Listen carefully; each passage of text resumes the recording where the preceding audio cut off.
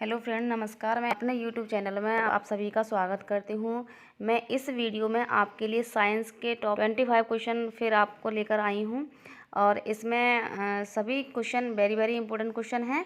Question पर चलते हैं। क्वेश्चन नंबर वन ये कह रहा है कि भूकंपन किस उपकरण से नापते हैं। यानी कि जो पृथ्वी जो हमारी कंपन करती है उसको हम किस उपकरण से मापते हैं। तो इसका आंसर जो होगा वो होगा सिस्मोग्राफ। नेक्स्ट क्वेश्चन पर चलते हैं। क्वेश्चन नंबर दो ये कह रहा है कि विद्युत बल्ब में कौन सी गैस प्रयुक्त होती है। विद्युत बल्ब में कौन सी गैस प्रयुक्त होती है। तो इसका आंसर जो होगा वो अक्रिय गैस होगा। अक्रिय गैस जो होती है उसमें भी कौन सी गैस भरी आती है विद्युत बल्ब में, तो वो भरी आती है हमारी आर्गन। आर्गन का सिंबल होता है AR और इसका परमाणु क्रमांक होता है 18। अब और ये आर्गन जो होती है हमारी वातावरण में 0.6% पाई जाती है। और भी होती हैं अक्रिय बहुत सारी गैस होती हैं, जैसे आपकी हीलियम है, नियोन है, आर्गन है, क्रिप्टॉन है, जीनोन है, रेडान है। लेकिन इन सब में से हमारी विद्युत बल्ब में जो अक्रिय गैस पाई जाती है वो हमारी आर्गन पाई जाती है। नेक्स्ट क्वेश्चन नंबर थ्री में हमारी क्वेश्चन है हमारा कि सबसे कठोर धातु कौन सी है। सबसे कठोर धातु जो होती है वो प्लेटिनम होती है और प्लेटिनम जो होती है वो चमकदार धातु भी होती है और इसका परमाणु क्रमांक जो होता है 78 होता है और इसका सिंबल जो होता है वो PT होता है। इसे PT से प्रदर्शित करते हैं। नेक्स्ट क्वेश्चन नंबर फोर ये कह रहा है कि बैरोमीटर का क्या उपयोग है। बैरोमीटर का क्या उपयोग है। तो इसका आंसर जो होगा वो वायुमंडलीय दाब को मापने में।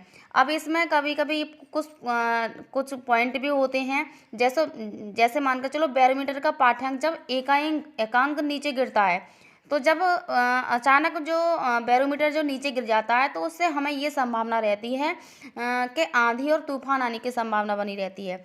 और इसमें एक और पॉइंट बनता है कि बैरोमीटर का पाठ्यांक यदि धीरे धीरे नीचे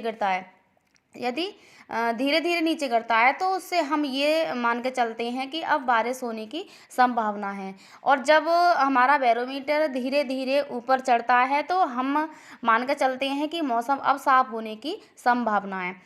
क्वेश्चन नंबर 5 है, गति के नियमों की खोज किसने की थी। गति के नियमों की खोज किसने की थी। तो इसका आंसर जो होगा वो न्यूटन ने करी थी। और न्यूटन ने अपनी पुस्तक के प्रिंसिपिया, यानी कि पुस्तक का नाम है प्रिंसिपिया में गति के 3 नियम दिए। 3 नियम कौन कौन से थे। जड़त्व का नियम, संवेग का नियम और क्रिया प्रतिक्रिया का नियम। और न्यूटन ने गुरुत्वाकर्षण का नियम भी दिया। नेक्स्ट क्वेश्चन नंबर 6 हमारा ये है कि सबसे हल्की धातु कौन सी है।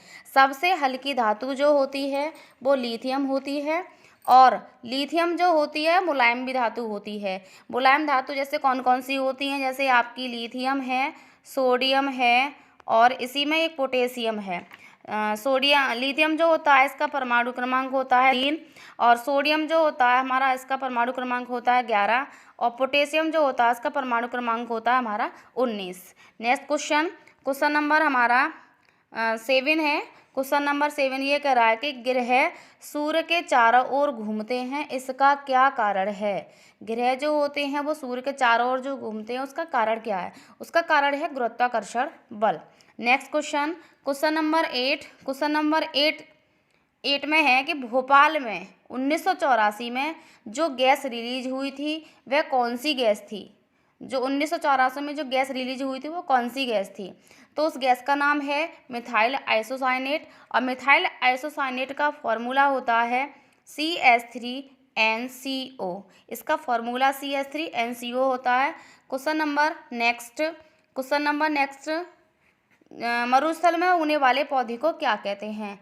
मरुस्थल में उगने वाले पौधे को हम कहते हैं मरुद्भिद। नेक्स्ट क्वेश्चन नंबर 10 किस पदार्थ के संचय से मांसपेशी में थकावट पैदा होती है। यानी कि जो हमारी मांसपेशियां होती हैं उसमें थकावट जो पैदा होती है कैसे पैदा होती है। तो उसका राइट आंसर है हमारा लैक्टिक अम्ल।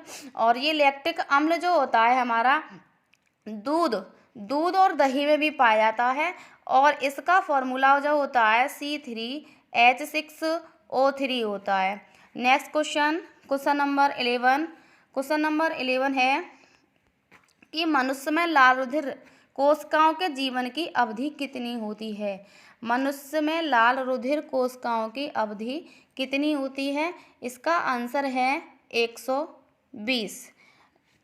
इसके बाद नेक्स्ट क्वेश्चन नंबर 12 है, किसी वृक्ष की आयु कैसे पता चलती है? तो जैसे हम वृक्ष को काटते हैं तो उसमें कुछ हमें रिंग दिखाई देती हैं, यानी कि बलय दिखाई देती हैं। तो उन बलयों को काउंट करके ही, उन रिंगों को काउंट करके ही हम पता लगाते हैं कि ये इस वृक्ष की आयु इतनी है, यानी कि वार्षिक बलयों को गिनकर हम उनसे पता लगाते हैं कि वृक्ष कितने वर्ष का हो गया। नेक्स्ट क्वेश्चन नंबर 13 है, राइजोबियम किसका कार्य करता है? राइजोबियम किसका कार्य करता है? कुछ इसका आंसर हो जाएगा, यह प्रोटीन संश्लेषण का कार्य करता है। क्वेश्चन नंबर नेक्स्ट, मलेरिया के उपचार की दवा किस स्रोत से प्राप्त होती है? मलेरिया के उपचार की दवा किस स्रोत से प्राप्त होती है?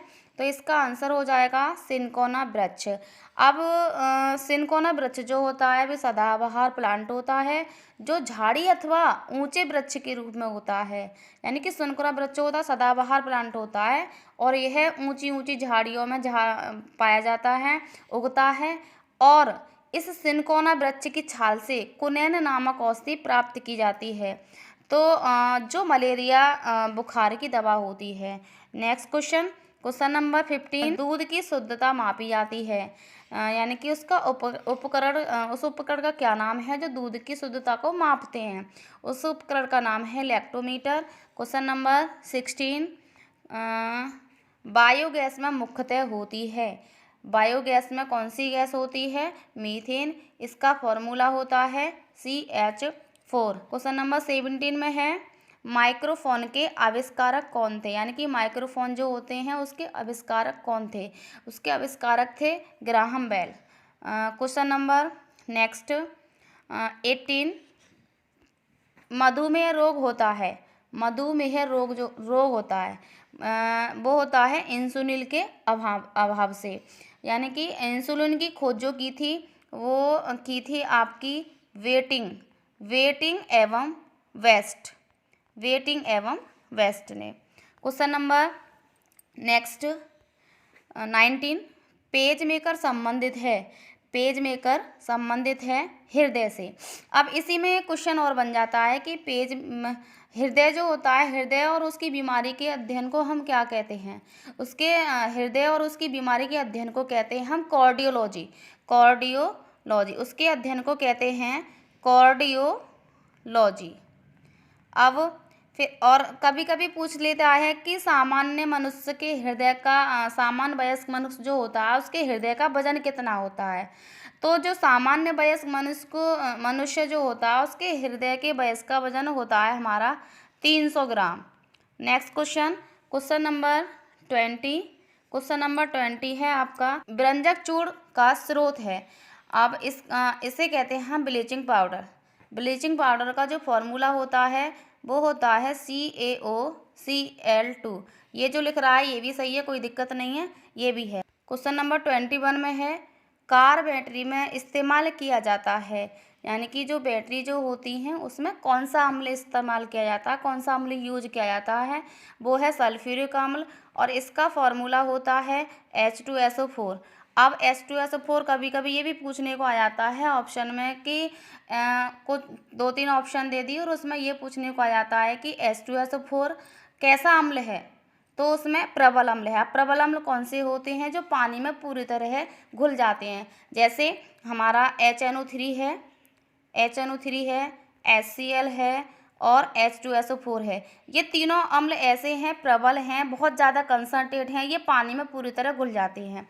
नेक्स्ट क्वेश्चन 22, प्रोटीन का सबसे अधिक समृद्ध स्रोत क्या है? प्रोटीन का सबसे अधिक समृद्ध स्रोत क्या है?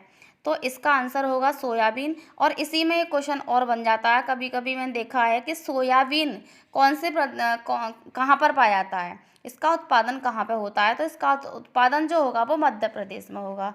नेक्स्ट क्वेश्चन नंबर है आपका 23, 23 में ये है कि ध्वनि तरंगें यात्रा नहीं कर सकती हैं। ध्वनि तरंगें जो होती हैं वो यात्रा नहीं कर सकती हैं, वो निर्वात से होकर है। अब इसमें डिटेल में मैं बताऊंगी कि तरंगें जो होती हैं हमारी दो प्रकार की होती हैं। अब यांत्रिक तरंग और विद्युत चुम्बकीय तरंग। अब इसमें यांत्रिक तरंग किसे कहते हैं? वे तरंग जिसके लिए माध्यम की आवश्यकता होती है, जैसे ठोस, द्रव और गैस। अब यांत्रिक तरंगें भी आपकी दो प्रकार की होती हैं, अनुप्रस्थ तरंगें और अनुदैर्ध्य तरंगें। यांत्रिक तरंगें भी आपकी दो प्रकार की होती हैं, अनुदैर्ध्य और अनुप्रस्थ। ये दो प्रकार की होंगी आपकी तरंगें। और ध्वनि तरंगें जो होती हैं, यानी कि इसमें डिटेल में है, ध्वनि तरंगें यांत्रिक तरंग अर्थात अनुदैर्ध्य तरंगों का ही एक प्रकार है।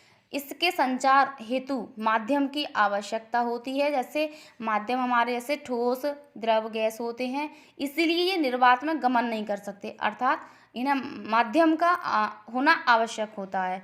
नेक्स्ट क्वेश्चन नंबर 24 है, अंतरिक्ष यात्री को अंतरिक्ष लगता है, यानी कि जो अंतरिक्ष यात्री होती है उनको अंतरिक्ष कैसा दिखाई देता है? वो होता है काला। क्वेश्चन नंबर लास्ट है 25 है आपका, खून की कमी को कहते हैं। जो खून की कमी होती है उसको हम क्या कहते हैं? एनीमिया। अगर आपको वीडियो अच्छी लगी हो तो इसे लाइक और शेयर और सब्सक्राइब कर देना। थैंक यू, धन्यवाद।